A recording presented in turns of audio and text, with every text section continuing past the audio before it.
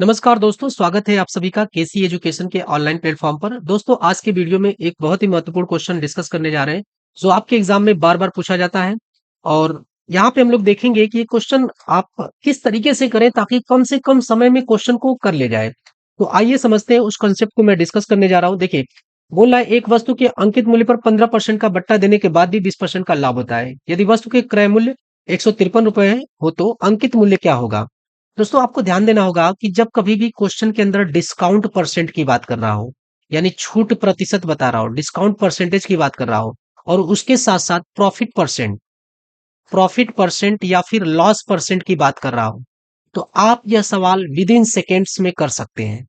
और इस तरीके के पैटर्न पे जो क्वेश्चन हुए, जो मैं ट्रिक बताने जा रहा हूं, इस पे आप करीब 10 प्रकार के क्वेश्चन आते हैं। 10 प्रकार के क्वेश्चन आप आराम से डील कर सकते हैं, जो मैं ट्रिक आपके साथ डिस्कस करने जा रहा हूं।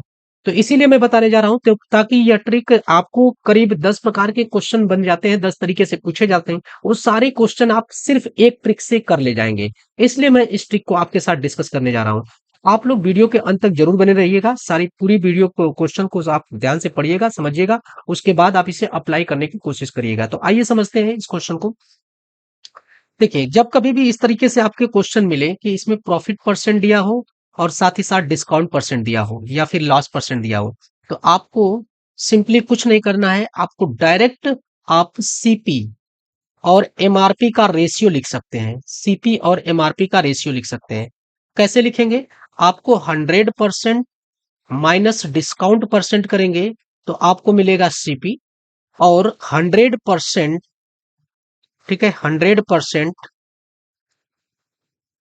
प्लस प्रॉफिट परसेंट करेंगे, आपको मिल जाएगा एमआरपी। या फिर लॉस परसेंट दिया है, हानि का प्रतिशत दिया है, तो 100% माइनस लॉस परसेंट करेंगे तो आपको मिल जाएगा। तो बस इतनी सी बात आपको ध्यान देना है कि सीपी और एमआरपी का अनुपात आपको लिख लेना है।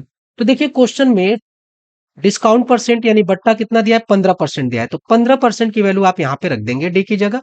और 20% लाभ दिया है, तो लाभ दिया है तो पी की जगह आप क्या रख देंगे? 20% रख देंगे। तो देखिए, आपको सीपी और एमआरपी का अनुपात मिल जाएगा। सीपी और एमआरपी का अनुपात क्या मिल जाएगा? 100% माइनस 15%, और यहां से हो जाएगा 100% प्लस 100% प्लस प्रॉफिट परसेंट कितना हो जाएगा? 20% हो जाएगा। तो आपको ये मिल जाएगा 85/120 मिल जाएगा। तो इसको छोटा कर देंगे तो 17/24 मिल जाएगा। तो अगर क्वेश्चन में ये पूछता कि बताइए सीपी और एमआरपी का अनुपात क्या होगा, सीपी और एमआरपी का अनुपात क्या होगा, तो आपका डायरेक्ट आंसर हो जाएगा 17/24। क्वेश्चन ऐसे भी पूछ लेता है कभी कभी कि सीपी और एमआरपी का अनुपात क्या होगा, तो डायरेक्ट आप क्या, आपका आंसर हो जाएगा 100% माइनस डिस्काउंट परसेंट। इसी फॉर्मूले में आप रख के निकाल लेंगे, तो ये हो जाएगा आपका 17 कितना आ जाएगा? 24। चूंकि अब यहाँ पे आपको दे दिया है क्रय मूल्य कितना है? 153 रुपए है, तो यहाँ से कंपेयर कर लीजिए। रेशियो में क्रय मूल्य कितना है? 17 रेशियो है, तो 17 रेशियो का मान कितना दिया है? 153। तो एक रेशियो का अगर आप मान निकालेंगे तो 17×9 153। फिर उसके बाद 24 रेशियो यानी एमआरपी पूछा है, तो 24 × 9, 24 × 9 कितना हो जाएगा? 24×9 216, यानी 216 रुपए इसका एमआरपी हो जाएगा।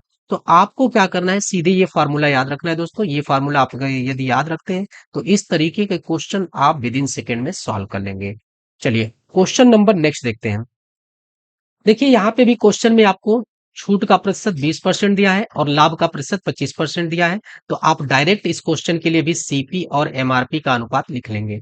कैसे लिखेंगे? 100 में से 20 घटा देंगे, यानी छूट घटा देंगे, तो कितना आ जाएगा? 80। और यहाँ पे लाभ जोड़ देंगे 100 में, तो कितना हो जाएगा? 125 हो जाएगा। ठीक है, इसे सॉल्व कर देंगे, 5 से सॉल्व कर देंगे तो कितना आ जाएगा? 16। ये 5×2 = 10, 16/25 आ जाएगा। कितना आ जाएगा? 16/25। प्रश्न में अगर ये पूछता कि सीपी और एमआरपी का अनुपात क्या है, तो यही आंसर हो जाता, 16/25। लेकिन यहाँ पे दिया हुआ वस्तु का क्रय मूल्य 432 देकर आपसे अंकित मूल्य पूछ रहा है, तो 16 रेशियो का मान आप लिख सकते हैं कितना? 432। ठीक है, तो यहां से आप 25 रेशियो का मान निकाल लीजिए, तो एक रेशियो का मान निकालेंगे तो आपको 16×2 = 32 हो जाएगा। 16×2 = 32, 8×3 = 11, ठीक है, तो 16×7 = 112। ठीक है, 16×7 = 112, यानी एक रेशियो का मान कितना आ जाएगा? 27। तो 25 रेशियो का मान निकालना है, तो 27 मल्टीप्लाइड बाई कितना कर देंगे? 25 कर देंगे।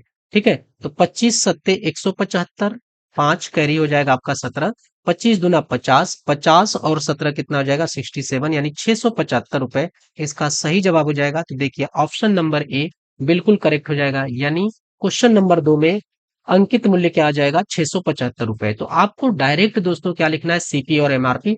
जब कभी भी क्वेश्चन के अंदर छूट प्रतिशत दिया हो, साथ ही साथ लाभ प्रतिशत अथवा हानि प्रतिशत दिया हो। तो आइए आगे देखते हैं नेक्स्ट क्वेश्चन।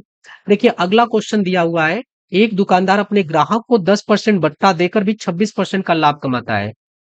एक वस्तु का अंकित मूल्य 280 है, उसने इसे कितने रुपए में खरीदा, यानी कितने रुपए में खरीदा, इसका मतलब क्या है कि क्रय मूल्य आपसे पूछ रहा है।